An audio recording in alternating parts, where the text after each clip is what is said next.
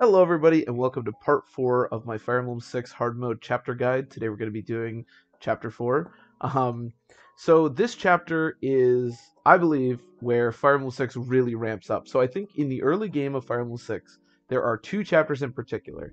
Chapter 7, which we'll get to, which I think is sort of the more famous, really difficult chapter, and then this one. This chapter I think is genuinely difficult, and this is the first chapter I would say that having a strategy going into it and being like adaptable is really important. This is also where Marcus shows why he's like the best character of the early game by a lot, right? He's been amazing for us, but this is where he's super useful. So why is this chapter so difficult, right? The biggest thing is that there are basically two groups of three calves and a nomad that are going to come right at your starting force right off the bat, and they are really strong. For some reason, I think it's some kind of glitch because reinforcements in Fire Emblem 6 have like less bonus levels than starting units or something like that. Because there's also a glitch with like recruitable units where units to start on the chapter have less bonus levels. I don't really know how it works. I'm not an expert, but the reinforcements are weaker, and I think where the hard mode like wants to be at.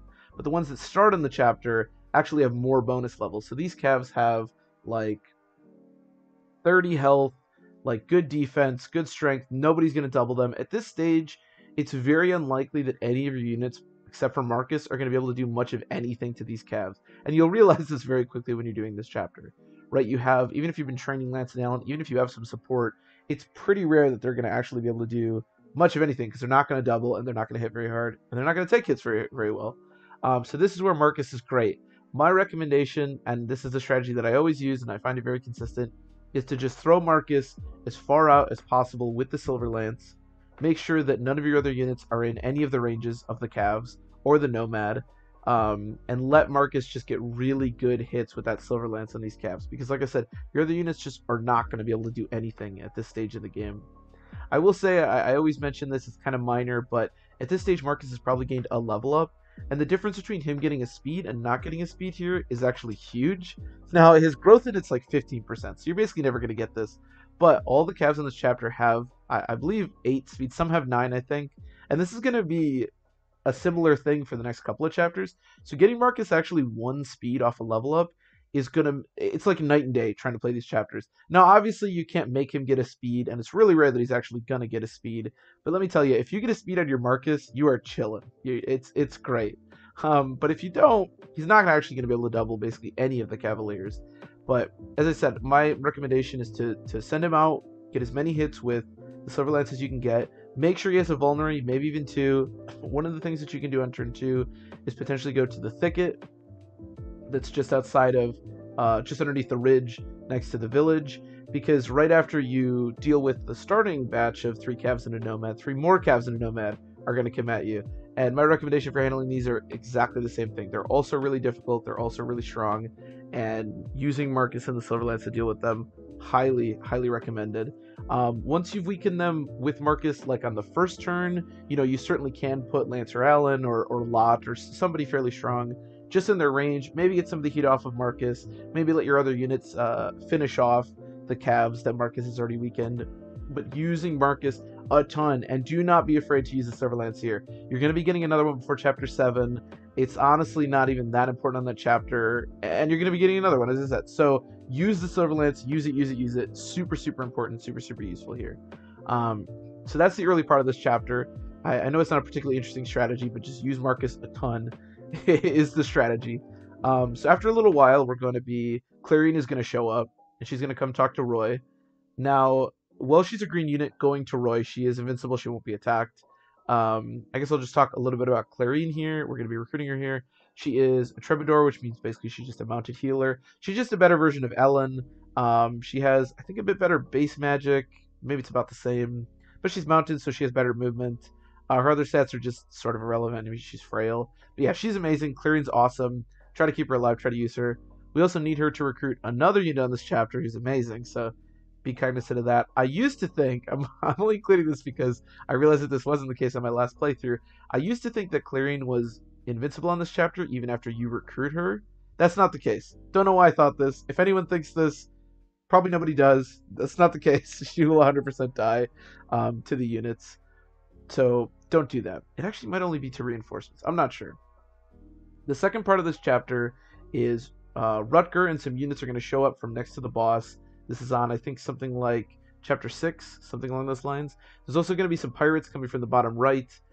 If you've played basically this exact same chapter from Fire Emblem 7, that's where the Pegasus Knights come from. So my recommendation for the second part of this chapter, deal with the calves. That's really important. Rutger and some fighters and an archer will show up. These are not particularly difficult to deal with. Fighters kind of suck in this game, and they're all just kind of weaker because they're reinforcements, so they don't quite have the hard mode bonuses. Make sure you recruit Rutger. Rutger can also like deal with either the archer or a fighter right after you recruit him, so that's kind of nice. I'll just touch on Rutger.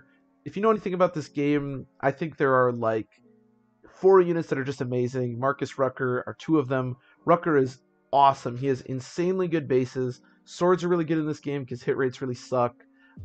He's extremely useful for the mid game at killing boss. There's a lot of really annoying bosses that his Swordmaster with his hit rate and his crit rate deal with really, really nicely. He has amazing bases, really easy to train, especially when you get to the Isles. Rutger is awesome. I would highly, highly recommend investing in him. For the next handful of chapters, he's just going to be okay.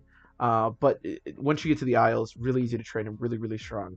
And he needs a killing edge immediately, so highly recommend using him. Not much of a surprise. So after you've recruited him, get somebody with a sword, preferably maybe Rutger, maybe Deke somebody, or maybe Lancer Allen, down a little bit south. The pirates will aggro on you and not the village to the south if you get units within their range, so definitely do that. Other than that, most of the units around the boss that are still around, some calves, some archers, are static. You want to, of course, make sure you get the villages.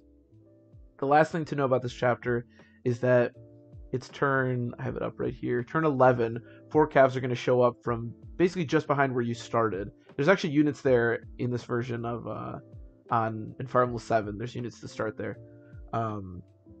A lot of times, because this chapter tends to kind of be a slog, you're going to get to the point where the calves show up, so definitely be aware of this. My recommendation is just the same as my recommendation for everything else. Put Marcus back by the bridge that leads straight to them. They'll attack Marcus. You can javelin him back.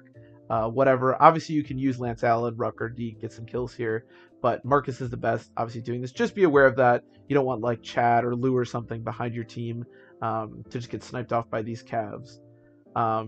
And yeah, and past that, there's some archers that you can very much take advantage of with, like, Lou or somebody you're trying to train around the boss.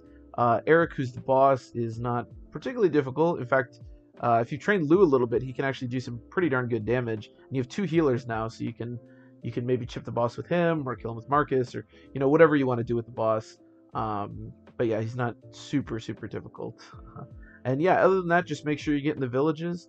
Yeah, like I said, the biggest thing about this chapter is just make sure you use Marcus. If you are struggling with this chapter, which if you're playing it for the first time, you very well might be, just use a crap ton of Marcus. And that's a really good recommendation, I would say, for like most Iron Mans. If you're ever struggling, use your Jagged. Use him a ton. So yeah, that's it for this chapter. I hope you enjoyed this one. It was a bit longer. Like I said, some of them are going to be a bit longer when I have more to say. But hopefully it wasn't too long and rambly. But yeah, everyone, thanks for watching as always, and I will see you next time.